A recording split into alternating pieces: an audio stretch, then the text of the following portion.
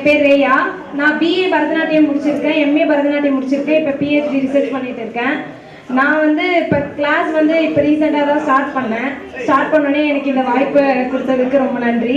விநாயகர் அருளால் பசங்களும் எல்லாரும் பசங்களை ஆசீர்வாதம் பண்ணி அவங்களுக்கும் இறைவன் அருள் பெறறதுக்காக அவங்கள கூட்டிகிட்டு வந்திருக்கேன். எல்லாரும் இப்போ 2 வாரம் தான் ஆச்சு ப்ராக்டிஸ் பண்ணி. 2 வாரத்தில் நல்லா ப்ராக்டிஸ் பண்ணியிருக்காங்க, நல்லா ஆடுவாங்க பசங்க. நான் திருவொற்றியூரில் டோல்கேட் மெட்ரோ கிட்ட ஸ்ரீ சக்ரா நாட்டியாலயா அப்படின்ற ஒரு நடனப்பள்ளி நடத்திட்டு இருக்கேன். எல்லா பசங்களும் கலையை கற்றுக்கணும். யாரும் கலையை இப்போ ஸ்கூல் படிக்கிறாங்க அதனால படிப்பு கெட்டு போயிடும் அப்படின்னு சொல்லிட்டு கலையெல்லாம் நிறுத்தக்கூடாது. அதை அவங்க தனியாக அவங்க கைத்தேர்ச்சி பரதநாட்டியமோ இல்லை மியூசிக்கோ இல்லை எந்த இன்ஸ்ட்ருமெண்ட்டு ஃபிசிக்கலாக ஒரு ஆக்டிவிட்டி இருக்கணும் அவங்களுக்கு. இப்போ ஸ்ட்ரெஸ்ஸு படிக்கிறதுல எல்லாருக்குமே மென்டல் ஸ்ட்ரெஸ் இருக்கும், ஸ்ட்ரெஸ்ஸுன்னு இருப்பாங்க. அவங்க கொஞ்சம் என்ஜாய்மெண்ட்டாக இருக்கிறதுக்காக கலை ஏதாச்சும் மியூசிக் அவங்க இன்ட்ரெஸ்டாக இருக்கிற ஃபீல்டில், ஸ்போர்ட்ஸில் இன்ட்ரெஸ்டாக அவங்கள அந்த ஃபீல்டில் அந்த மாதிரி எல்லாமே பசங்களை கொஞ்சம் ஊக்கப்படுத்தி எல்லாரையும் மோட்டிவேட் பண்ணி டான்ஸ் இல்லை எல்லாத்துலேயும் கலந்துக்க வச்சு நிறைய பேர் எடுக்க வைக்கலாம்.